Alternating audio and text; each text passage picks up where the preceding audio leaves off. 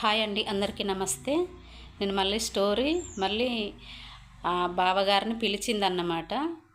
సాయంత్రం 4 అయింది. వాళ్ళ తోడికోడలు కూరగాయలు అమ్మడానికి వెళ్ళగానే వాళ్ళ బావగారిని, బావ ఒక నిమిషము రాణితో మాట్లాడాలి, నేను వెళ్తున్నా చింత చెట్టు దగ్గరికి, రా మరి ప్లీజ్, ఒక నిమిషం, ఒక్క 2 నిమిషాల విషయం ఏం లేదు అని వెళ్ళిందన్నమాట.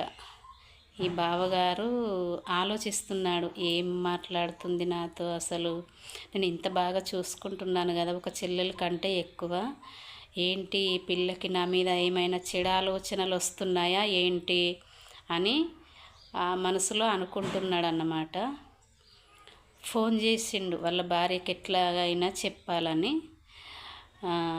ఎందుకంటే నేను ఒక్కరిని వెళ్తే ఆ పిల్ల నన్ను అక్కడ ఏమైనా అంటే ఎవరైనా చూస్తే చాలా చండాలంగా ఉంటుందని వాళ్ళ భార్యతో మాట్లాడినాడన్నమాట. ఆయన వాళ్ళ భార్యకు ఏ విషయం కూడా దాచిపెట్టాడన్నమాట. వాళ్ళ భార్యతో మెల్లిగా మాట్లాడినాడు. ఒక విషయం చెప్పాలి నీతో, ఏమైనా అనుకుంటావానే అని అన్నాడు. ఏం విషయం చెప్పు, ఏమైనా అనుకునేదైతే వద్దులే అని అన్నది ఆమె జోకుగా.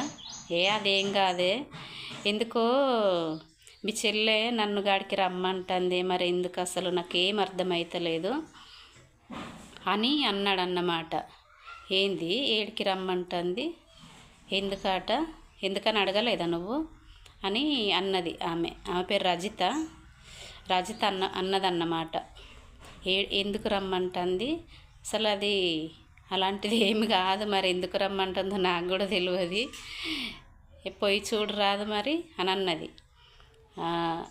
అమ్మో, ఇంత మంచిదన్న భార్య, ఏమనలేదు కదా అని ఇతను వెళ్ళినాడన్నమాట. వెళ్తాను కానీ నాకు భయం వేస్తుంది, ఏమో రోజులు అసలు బాగాలేవు, ఎవరు ఎప్పుడు ఎలా మారుతున్నారో నాకు అర్థమవుతలేదు, వెళ్ళాలన్నా, నువ్వు వస్తావా, కొంచెం చాటుకుండా రాదు నువ్వు వచ్చి అని అన్నాడు. అవునా, రావాలన్నా మరి, అదైతే అలాంటిది ఏమి కాదు, ఎందుకు రమ్మన్నదో అసలు పోయి చూడు, నేను చాటుకుంటా అని చెప్పిందన్నమాట.